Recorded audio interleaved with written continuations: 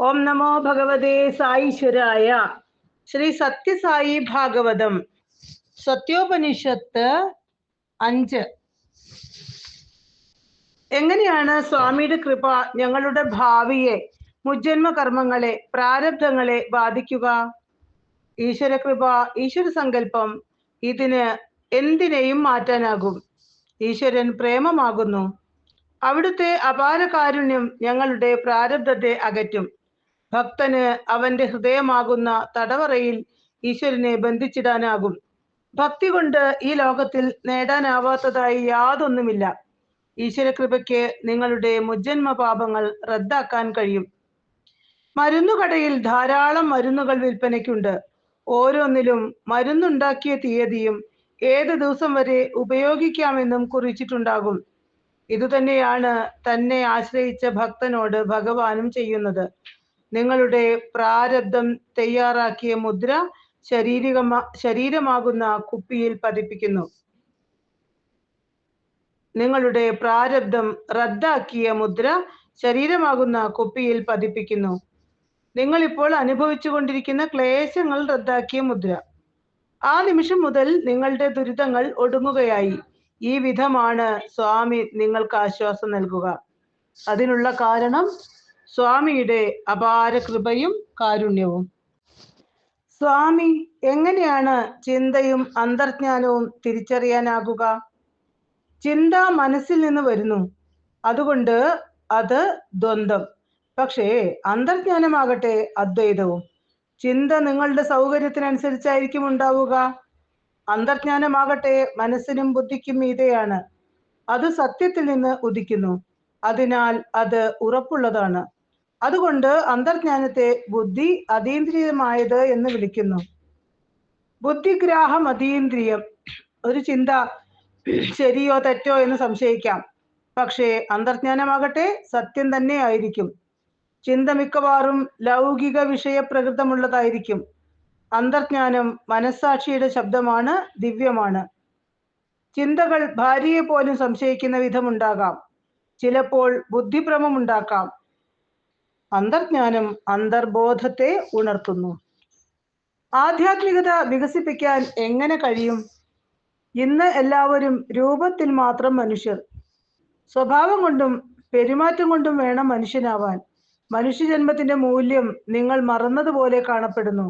മനുഷ്യൻ ഇന്ന് ശരീരം, സമയം, പ്രവർത്തനങ്ങൾ, കർത്തവ്യം ഇതെല്ലാം ഒന്നുകിൽ ദുരുപയോഗപ്പെടുത്തുന്നു, അല്ലെങ്കിൽ പാഴാക്കുന്നു. ശാസ്ത്രത്തിലും സാങ്കേതിക വിദ്യയിലും മനുഷ്യൻ ഏറെ പുരോഗമിച്ചു. പക്ഷേ മാനവ മൂല്യങ്ങൾ നഷ്ടമായി. എവിടെ നോക്കിയാലും ഭയം, ഉത്കണ്ഠ, സംഘർഷം, കലഹം, അസ്വസ്ഥത, വിഷാദം. മാനവ മൂല്യങ്ങൾ പരിപോഷിപ്പിക്കണമെങ്കിൽ 2 ഗുണങ്ങൾ അത്യാവശ്യം: യമവും നിയമവും. ഒപ്പം 5 തത്വങ്ങളും ആവശ്യം: അഹിംസ, സത്യം, അസ്തേയം, അപരിഗ്രഹം, ബ്രഹ്മത്വം. അഹിംസ എന്നാൽ ഹിംസിക്കരുതെന്നോ ഉപദ്രവിക്കരുതെന്നോ മാത്രമല്ല അർത്ഥം. ചിന്ത, വാക്ക്, പ്രവൃത്തി എന്നിവയാൽ പോലും ആർക്കും വേദന ഉളവാക്കരുത്. അതാണ് ശരിയായ അഹിംസ. നിങ്ങൾ ആരോടെങ്കിലും പരുക്കനായാൽ അത് ഹിംസയായി. ദുശ്ചിന്തകളെ മനസ്സിൽ താലോലിച്ചാലും ഹിംസയാണ്. മോശമായി ആരെയെങ്കിലും നോക്കിയാൽ ഹിംസ തന്നെ. അഹിംസ എന്നാൽ ചിന്ത, വാക്ക്, പ്രവൃത്തി എന്നിവയാൽ വേദന ഉണ്ടാക്കാതിരിക്കുക. രണ്ടാമത്തെ തത്വം സത്യം. കണ്ടതും കേട്ടതും അറിഞ്ഞതും അതേപടി പറയുകയാണ് സത്യമെന്ന് സാധാരണ കരുതുന്നു. ഇത് ലൗകിക സത്യം. ശാസ്ത്ര നിയമം പോലും സ്ഥിരമല്ല. അത് കണ്ടുപിടുത്തങ്ങൾക്കും നിരീക്ഷണങ്ങൾക്കും പരീക്ഷണങ്ങൾക്കും വിധേയമായി മാറിക്കൊണ്ടിരിക്കുന്നു. ഇവയെ ശാസ്ത്ര സത്യം എന്ന് വിളിക്കാം. പത്രങ്ങൾ വിവരങ്ങളാണ് നൽകുന്നത്, സത്യമല്ല. പിന്നെ എന്താണ് സത്യം? സത്യം അത് സ്ഥിരം, അനശ്വരം, നിത്യം. സത്യമാകുന്നു ഈശ്വരൻ.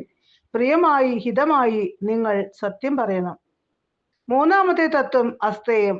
അന്യരുടെ മുതൽ ആഗ്രഹിക്കാതിരിക്കുക. അന്യരുടെ സ്വത്തോ ധനമോ നിങ്ങളുടേതല്ലാത്തത് എന്തെങ്കിലുമോ ആഗ്രഹിക്കരുത്. അതാണ് അസ്തേയം. നാലാമത്തെ തത്വം അപരിഗ്രഹം. ആരിൽ നിന്നും ഒന്നും പ്രതീക്ഷിക്കരുത്, സ്വീകരിക്കുകയും അരുത്. പക്ഷേ മാതാപിതാക്കൾ, ഗുരു, ഈശ്വരൻ എന്നിവരിൽ നിന്നും സ്വീകരിക്കാം. മാതാപിതാക്കൾക്ക് താങ്ങാനാവാത്തത് ആവശ്യപ്പെട്ട് അവരെ വിഷമിപ്പിക്കരുത്. ജ്ഞാനവും കൃപയും ഗുരുവിൽ നിന്ന് സ്വീകരിക്കണം. പക്ഷേ ഈശ്വരൻ നൽകുന്നത് എന്തും സ്വീകരിക്കാം. ആരോടും കടക്കാരനായിരിക്കരുത്. കൊടുക്കുക, സ്വീകരിക്കേണ്ടതില്ല. അഞ്ചാമത്തെ തത്വം ബ്രഹ്മചര്യം. അവിവാഹിതനായി കഴിയുക എന്നതല്ല ബ്രഹ്മചര്യത്തിനർത്ഥം. ബ്രഹ്മമാർഗത്തിലൂടെ സഞ്ചരിക്കുന്നവൻ ബ്രഹ്മചാരി. ചിന്ത, വാക്ക്, പ്രവൃത്തി എന്നിവയുടെ ഐക്യമാണ് ബ്രഹ്മചര്യം. നിയമങ്ങൾ 5: ശൗചം, തപസ്, സന്തോഷം, സ്വാധ്യായം, ഈശ്വര പ്രണിധാനം. ശൗചം ബാഹ്യവും ആന്തരികവുമായ ശുദ്ധിയാണ്. അലക്കി തേച്ച വസ്ത്രം ധരിച്ചത് കൊണ്ടായില്ല, ആന്തരികമായും ശുചിയായിരിക്കണം. സംഘവും ദേഷ്യവും മനസ്സിനെ മലിനമാക്കുന്നു. ഈ ദുർഗുണങ്ങളാൽ മനസ്സ് മലിനപ്പെടാതെ സൂക്ഷിക്കുക. രണ്ടാമത്തെ നിയമം തപസ്. സ്വത്തും ഗൃഹവും ഉപേക്ഷിച്ചു പോകുക എന്നല്ല തപസ്സിനർത്ഥം. കുടുംബ ബന്ധങ്ങൾ പൊട്ടിച്ചെറിഞ്ഞ് കാട്ടിൽ പോയി തലകുത്തി നിൽക്കലുമല്ല തപസ്. ത്രികരണ ശുദ്ധിയാണ് ശരിയായ തപസ്. അതായത് ചിന്ത, വാക്ക്, പ്രവൃത്തി എന്നിവ ഒരുപോലെയാക്കുക. ദുശ്ചിന്തകളും പ്രവർത്തനങ്ങളും ഒഴിവാക്കുക.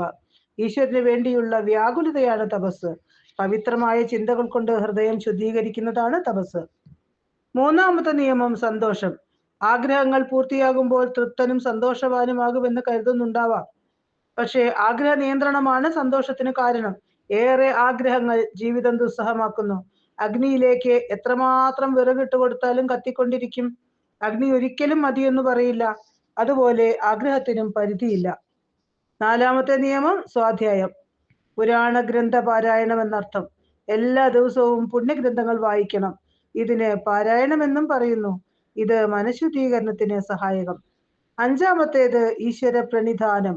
ഈശ്വരൻ മനസാക്ഷി രൂപത്തിൽ നിങ്ങളിലുണ്ട്. മനസാക്ഷിയെ തൃപ്തമാക്കുക. ഇതാണ് ഏറ്റവും പ്രധാനപ്പെട്ടത്.